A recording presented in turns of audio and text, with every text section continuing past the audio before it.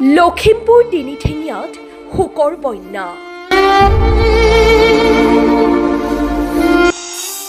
এগৰাকী সৰবৰহী যুৱকৰ অকাল মৃত্যুত শোকৰ বন্যা বৈছে অঞ্চলটোত। আতিকুল ইছলাম ওৰফে আতিক খানৰ অকাল মৃত্যুৱে মৰ্মাহত কৰিছে অগণন গুণমুগ্ধক। এগৰাকী সৰবৰহী যুৱক আতিক খানৰ মৃত্যুৱে শোকৰ বন্যা বোৱাইছে সমগ্ৰ ইছলামপুৰ অঞ্চলত। বহিৰাজ্যৰ চেন্নাইত বহুদিন কৰ্মজীৱন অতিবাহিত কৰাৰ পিছত আতিক খানে অৰুণাচলৰ দুইমুখত এটা ক্ষুদ্ৰ উদ্যোগ স্থাপন কৰি অসমৰ বহু নিবনুৱা যুৱক যুৱতীক কৰ্ম সংস্থাপন দিছিল। কম সময়ৰ ভিতৰতে প্ৰয়াত যুৱকজনে অসম অৰুণাচলৰ বহু লোকৰ সৈতে এক নিবিড় সম্পৰ্ক গঢ়ি তুলিছিল। মৃত্যুৰ পূৰ্বে অসম অৰুণাচলৰ বহু ধৰ্মীয় অনুষ্ঠান প্ৰতিষ্ঠানৰ সৈতে ওতঃপ্ৰোতঃভাৱে জড়িত আছিল আতিক খান। তেওঁৰ এই শেষ যাত্ৰাকালত তেওঁ কৰ্মৰাজিবোৰৰ বিষয়ে আওৰাই সহস্ৰজন গুণমুগ্ধ শুভাকাংক্ষী অতিকৈ আৱেগিক আৰু বাকৰুদ্ধ হোৱা পৰিলক্ষিত হয়। সামাজিক ধৰ্মীয় জাতীয় দল সংগঠনৰ উপৰিও যুৱকজনে থিয় দিছিল অসহায় আৰ্তজনৰ কাষত, থিয় দিছিল দুখীয়া দৰিদ্ৰজনৰ কাষত। স্বাভাৱিকতেই আতিক খানৰ এই অকাল মৃত্যুৱে কন্দুৱাই গৈছে অজস্ৰ গুণমুগ্ধ শুভাকাংক্ষী পৰিয়াল আত্মীয় স্বজনক। প্ৰয়াত আতিক খানৰ জানাজা নামাজ শুকুৰবাৰে পুৱা 9 বজাত তিনিঠেঙীয়া জামে মছজিদ প্ৰাংগণত কেইবা সহস্ৰাধিক লোকৰ উপস্থিতিত সম্পন্ন হয়। মৃত্যুৰ সময়ত আতিক খানে পত্নী, এগৰাকী জীয়ৰী আৰু 2টি পুত্ৰ সন্তান এৰি থৈ যায়। তেওঁ যেতিয়া চেন্নাইত আছিলে তেতিয়াৰ পৰা মোৰ লগত এটা সম্পৰ্ক আছিলে। মোৰ ডাঙৰ ল'ৰাটোৰ চকুত অলপ অসুবিধা আছিল, তেতিয়া তেওঁ চেন্নাইত যাওঁতে তেওঁৱে সম্পূৰ্ণ চোৱা চিতা কৰিছিল। তাৰপাছত বহুত দিন তেওঁৰ মানে এটা ডাঙৰ মন আছিল। তেওঁ খুব ভাল ব্যৱসায়ী এটা দক্ষতা থকা সম্পন্ন মানুহ আছিল। যিকোনো জেগাতে তেওঁ বিশেষভাৱে মানুহৰ বিপদে আপদে তেওঁ সদায় মানুহক সহায় কৰিবৰ কাৰণে চেষ্টা কৰিছিল।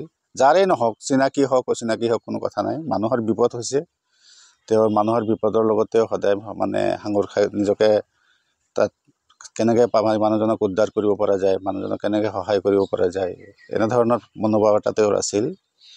আৰু বিশেষভাৱে তেওঁৰ গঠনমূলক এটা ভাল মনৰ মানুহ আছিল। মই একেলগে প্ৰায় এবছৰকাল একেটা ৰুমতে থাকিলোঁ। একেলগে আমি কৰ্মসূত্ৰে আমি মাৰ্ঘেৰিটাত আছিলোঁ। আজি মাৰ্ঘেৰিটাৰ পৰা মানুহ আহিছে, এখেত আমাৰ মাৰ্ঘেৰিটাৰ পৰা আমি তেখেতৰ ঘৰতে আছিলোঁ। আমাৰ আনচাৰী চাহাব তেখেত আমাৰ ইয়াৰ পৰা আহিছে। তেওঁক যেতিয়া মই খবৰটো দিলোঁ, তেওঁ নিজে ৰখিব নোৱাৰিলে। মাৰ্ঘেৰিটাৰ পৰা আজি ইয়ালৈ তেওঁ কোনো তেজৰ সম্পৰ্ক নহয়, তেখেত মানে হিন্দী বলয়ৰ এজন মানুহ, বিহাৰৰ তেখেতৰ অৰিজিনেল ঘৰ। কিন্তু এই অলপ দিনীয়া এটা সম্পৰ্কৰ মাজতে এনেকুৱা এটা আমাৰ পৰিয়ালকেন্দ্ৰিক আমাৰ এটা হেৰি হৈ গ'ল। গতিকে এনেধৰণৰ মানুহ আচলতে মৃত্যুটো মানুহৰ স্বাভাৱিক কথা, কিন্তু এনেকুৱা মৃত্যুবিলাক সহজতে মানিব পৰা নাযায়। ধৰণৰ যুৱক আৰু আমাৰ মাজত আহিব নে নাহিব এইটো আল্লাই জানে বেছিকৈ। গতিকে আতিক খান তেওঁ মোৰ এই মাহীৰ ল'ৰা, এই মৃত্যুত আমি মৰ্মাহত। আমি তেওঁৰ পৰিয়ালক এই মৃত্যুৰ গভীৰ শোক প্ৰকাশ কৰিছোঁ, সমবেদনা জনাইছোঁ। আৰু তেওঁৰ এই মৃত্যুৱে আমাৰ এই অঞ্চলৰ বহুতো ক্ষতি হৈছে বুলি আমি অনুভৱ কৰোঁ। কিন্তু মৃত্যু অনিবাৰ্য, মৃত্যু যে এদিন হ'বই, এইটো চিৰন্তন সত্য, সেইটো আমি মানি ল'ব লাগিব। আমি তেওঁৰ আত্মাৰ সদ্গতি কামনা কৰি তেওঁৰ জান্নাতৰ উচ্চ মকাম কামনা কৰিছোঁ। তেওঁৰ যাতে জান্নাত পায় তাৰে আশা কৰিছোঁ। যথেষ্ট ভাল। তেখেত আমাৰ পৰিয়ালৰ ভাগিন, এই অঞ্চলতে ডাঙৰ দীঘল হৈছে।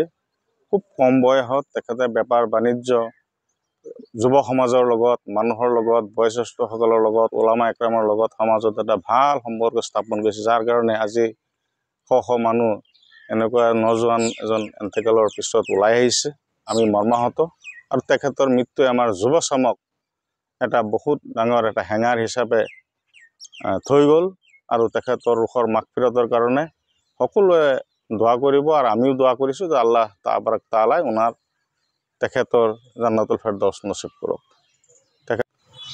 যে জড়িত আছিল আজি বহুত প্ৰমাণ পাইছোঁ তেখেত হয় আমাৰ এই অঞ্চলৰ মহগলীৰ জন্মস্থান তিনঠেঙীয়া ডাঙৰ দীঘল হৈছে হাৰমতিত তেখেতৰ এতিয়া বৰ্তমান বাসভৱন তেখেতৰ অৰুণাচলত তাৰ পৰাও মানুহ আহিছে ৰাতি আমি দেখিছোঁ বহুত আমাৰ ট্ৰাইবেল মানুহ আহি ফেমিলি মানুহ আহি পেলাই তেখেতৰ ঘৰত ভিৰ কৰিছে তেখেতে যথেষ্ট অন্যান্য জাতি সম্প্ৰদায়ৰ লগত সম্পৰ্ক আছিল আৰু তাতো গৈ মছজিদ মাদ্ৰাছা অন্যান্য অনুষ্ঠান প্ৰতিষ্ঠানৰ লগত যে তেখেত জড়িত আজি তাৰ পৰা স্পষ্টভাৱে কমিটিৰ মানুহে আহি আমাৰ মাজত সমবেত হৈছে আৰু সমবেদনা জ্ঞাপন কৰি এইটো স্পষ্ট